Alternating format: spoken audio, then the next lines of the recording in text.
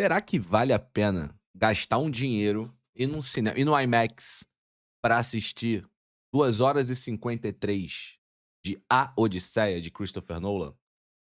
Filmaço, já adianto isso. Mas será que vale a pena?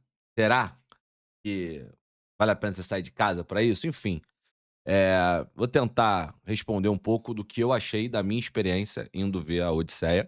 E já adiantando que esse canal aqui vai ser um canal que eu já tinha prometido muito pra rapaziada eh que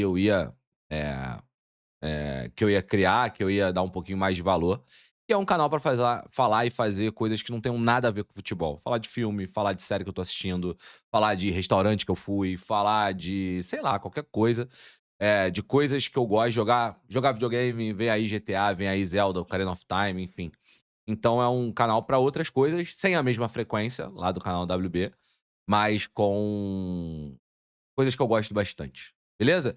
Então se inscreve aí no canal, o canal precisa chegar a 1000, estamos uns 700 e pouquinho inscritos, então se inscrevam e vai ser basicamente isso por aqui. Vamos começar falando da Odisseia, né, esse filmaço do Nolan, aliás, o Nolan é, ó, como pra muita gente, um dos meus diretores favoritos, eu não sei se é o meu diretor favorito, eu sou muito Spielberg, e o quanto o Spielberg foi importante pra minha relação com o cinema como um todo, né, da minha geração. Eu sou de 93, né, geração Jurassic Park, né, e o quanto ele foi importante, mas o Nolan é um cara, é um craque, né, porque já que a gente tá falando de futebol, assim, se o melhor adaptação do Batman, pra mim, das que eu vi, né, eu não vivi as lá de trás, mas é a do Nolan, cara, assim, eu apesar de ser, muita gente não gosta, o Batman Cavaleiro das Trevas pra mim é o que dita muito dessa seriedade do que a gente viu no cinema de heróis mais pra frente, junto com o Cavaleiro das Trevas, teve ali toda a geração do MCU e vindo lá de trás do Matrix também, que veio os filmes do X-Men, enfim. Eu acho o Nolan um espetáculo colocando, essas histórias que ele gosta de escrever, que ele gosta de contar, de retorno pra casa, de seres humanos meio perdidos, meio dúbios, sabe, os heróis que não são necessariamente heróis, mas também que são vilões, enfim, personagens meio cinza, né. Eh, bom, Interestelar é um filme muito conhecido, muita gente ama Interestelar. Eu não sou o cara que transforma Interestelar no melhor filme da minha vida, mas é um baita filme. Eu gosto muito de A Origem e todas as discussões que tem ali dentro. Eu não gostei muito de Tenet, confesso que eu não gostei muito de Tenet. Mas enfim, vem aí pra Odisseia, né, e é uma história difícil de ser adaptada, se a gente levar em consideração que é um filme, é uma história, pô, 3000 anos dessa história que já foi adaptada de todas as maneiras, já foi musical, já foi filme, já foi peça, já foi tratada com humor, com seriedade, enfim, e é difícil adaptar. Então o Nolan, ele escolhe um modelo, obviamente esse aprofundamento, histórico, não sei se vai ser ideal, não vai ser perfeito, também partindo de um princípio que nem se há uma certeza se a Odisseia de fato existiu, se o período da Ilíada e da Odisseia existiu, se Homero foi só uma pessoa ou foi um grupo de pessoas, enfim, essa é uma discussão até mais profunda, então tá tudo bem, acho que a maneira que ele adapta é basicamente para tentar contar uma história do jeito dele e que essa história funcione numa tela de cinema do jeito Nolan, né. Se a gente, eh, por exemplo, eu lembro de ser muito impactado quando eu era moleque pelo James Cameron, né. Titanic, dele ter feito tudo que ele fez lá com o filme, aliás, filmaço Titanic, e ter visitado os destroços e etcétera, e todo aquele desespero por tecnologia, de tudo que o James Cameron ama, o Nolan é esse cara, né, tudo que ele faz de efeitos práticos é tudo muito crível, né, você olha para o cinema e tudo aquilo parece de fato que você tá vendo quase como uma filmagem da história, não é um filme.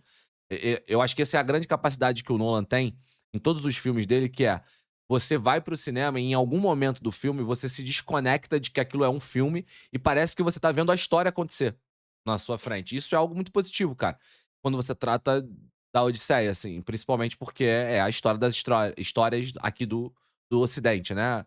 É a mãe das histórias aqui do Ocidente, obviamente a Odisseia e a Ilíada, a Guerra de Troia. E dessa vez, cara, eu acho que ele teve o ápice de tudo, assim, o ápice de dinheiro pra fazer um filme, um ápice de elenco, um ápice de liberdade criativa, é estupendo, assim. 2 horas e 53, uma parada, eu fui no cinema, tava com muito sono. Foi um dia que eu tinha acordado cedo pra fazer live do André, gravar de placa, externo de placa, gravar de 0 a 10.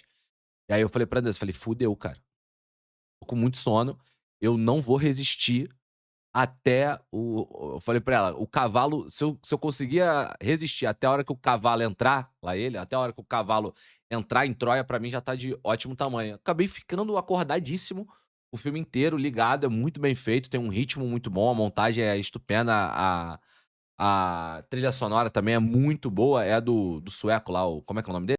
É o Ludwig Göransson, que fez Oppenheimer, né, com o próprio Nolan, até tinha esquecido de citar Oppenheimer. Recentemente fez trilha sonora de Pantera Negra, Pecadores, é o maluco é o gigantão dessa geração, né. John Williams já tá ficando velho, o enfim, é o gigante dessa geração.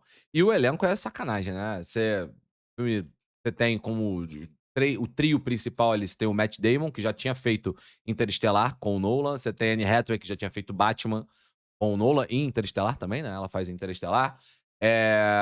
Você tem, pô, o Tom Holland como Telêmaco, o Elliot Page fazendo Sinon, você tem Zendaya fazendo Athena, enfim, Travis Scott tá no filme. A cada momento você olha pro filme, tem: "Caralho, esse maluco, esse maluco". Charlize Theron, Robert Pattinson, enfim.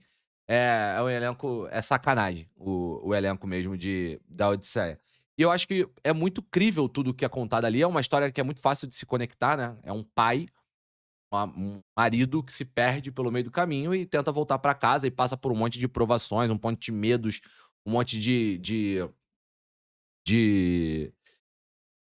de dúvidas, né, da sua vida, se todas as decisões que ele tomou foram as melhores. Eu acho que isso é muito fácil de se conectar, né. Quando a gente vê o Odisseu, o Ulisses, né, e a gente olha pra ele e fala assim: "Cara, quantas vezes na minha vida eu passei por decisões, situações, e talvez se eu voltasse atrás, eu mudaria elas.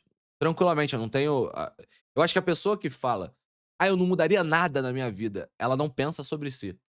Eu acho que uma pessoa que vomita ou fala aos 4 ventos, fala assim: "Cara, eu não mudaria nada na minha vida, eu acho que foi tudo perfeito", essa pessoa não pensa sobre si.